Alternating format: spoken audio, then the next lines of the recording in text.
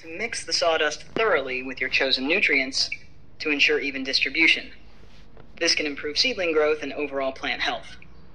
Does this answer your questions about using sawdust as a growth medium and enhancing its nutrient content for your seedlings? Yeah, thank you for the answer, though that is really helpful for me. The next answer is, as your explanation previously, that the sawdust have a low of nutrient.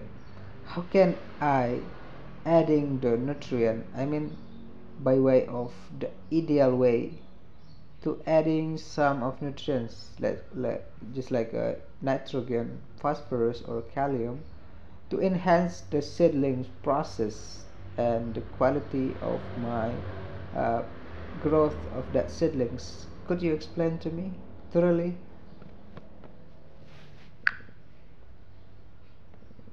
Certainly. Adding nutrients to sawdust to enhance seedling growth involves a few steps to ensure the nutrients are effectively distributed and available to the plants. 1. Choose nutrient sources. You can use various nutrient sources such as nitrogen, N. Nitrogen promotes leafy growth and overall plant vigor.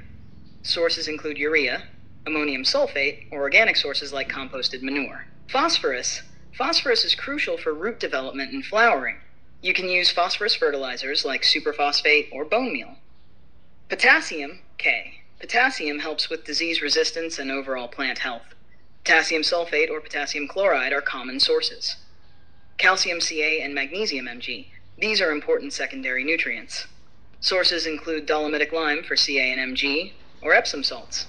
2. Mixing nutrients. Before planting, thoroughly mix the sawdust with the chosen nutrients. Ensure even distribution throughout the sawdust to provide uniform nutrition to the seedlings. 3. Application rates. Follow recommended application rates for the specific nutrients you're using. Too much or too little can affect plant growth adversely. 4. Water management. After adding nutrients, monitor water management carefully. Nutrients need to be dissolved in water to be absorbed by plant roots effectively. 5. Observation and adjustment. Monitor plant growth closely.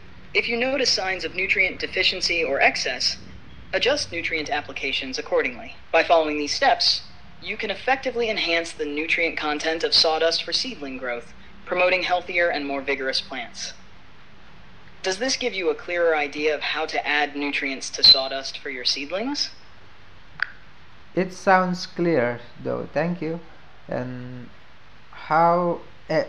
One question more. Can you compare the zeolite and sawdust nutrition and nutrient availability for seedlings? Which one is better?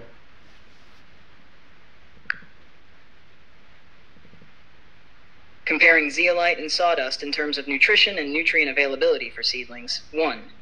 Nutrient content. Zeolite.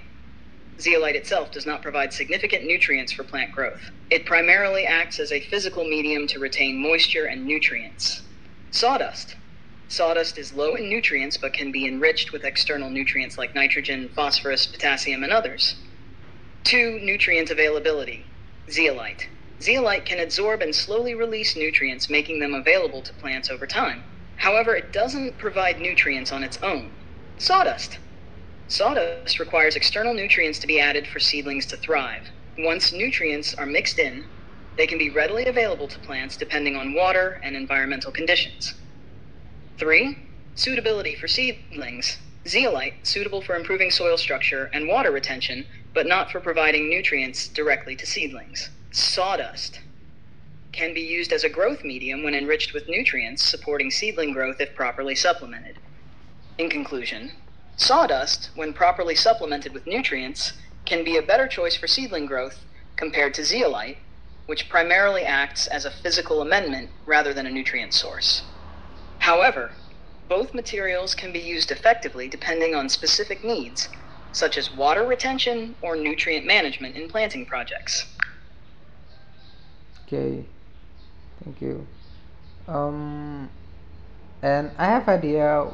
How about if I adding water nutrient kind of water fertilizer to my sawdust in project of seedlings? that containing macronutrients and micronutrients inside of it. How your opinion about that? Is that enough, or I have to adding other compounds, minerals, soils, or something like that?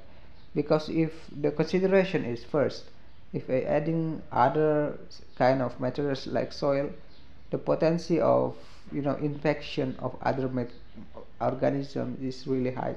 It really dangerous for my project. That is it.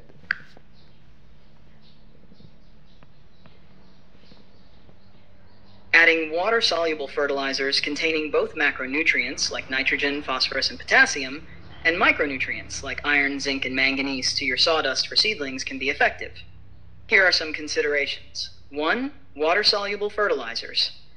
These can provide a balanced mix of nutrients that are readily available to seedlings when dissolved in water. This approach is convenient and minimizes the risk of introducing soil-borne pathogens. 2. Micronutrients. Ensure your fertilizer includes micronutrients as they are essential for healthy plant growth and development. They are often present in balanced water-soluble fertilizers. 3. Avoiding soil. By using sawdust as your growth medium and water-soluble fertilizers, you can avoid introducing soil and potential pathogens that may affect your seedlings negatively. 4. Monitoring and adjustments. Regularly monitor plant growth and health. If you notice signs of nutrient deficiency or excess, adjust your fertilization regimen accordingly. This method should provide sufficient nutrition for your seedlings without the need for additional soil or materials that could potentially introduce unwanted organisms. It's a practical and effective approach for controlled plant growth projects. Okay, thank you. And I do hope that will be suitable with my mycorrhiza and also my the plants that I wanna seedling. In this case are Cyanodon dactyla Bermuda grass, something like a popular grass out there having high value for lawn and also in pharmaceutical. You're welcome. Using water-soluble fertilizers should generally be compatible with both your mycorrhizal research and the growth of Bermuda grass, Cyanodon dactylon. Bermuda grass is indeed valued for its durability and various applications, including pharmaceutical uses. Just ensure to monitor your plants closely and adjust nutrient levels as needed to support healthy growth and the symbiotic relationship with mycorrhizae. If you have any more questions or need further advice as your project progresses, feel free to ask. Okay, thank you. I think that's enough. See you later. Bye-bye. You're welcome. Goodbye, and take care.